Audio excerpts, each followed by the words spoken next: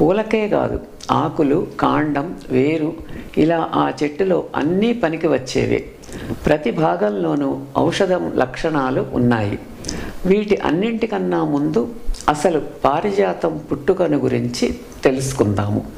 పారిజాత అనే పేరుగల రాకుమారి సూర్యభగవానుడిని ప్రేమించి సూర్యభగవానుని మనసులో స్థానం సంపాదించాలని ఎన్నో ప్రయత్నాలు చేసి ఓడిపోయింది.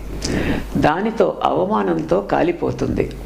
అలా కాలిపోయిన ఆమె భస్మరాశిలో నుండి ఒక చెట్టు మొలుస్తుంది. అదే ఆమె పేరుతో వచ్చిన పారిజాత వృక్షం. తనను అవమానించినందుకు రోషంతో పారిజాతం ఆయనకు ముఖం చూపించదు.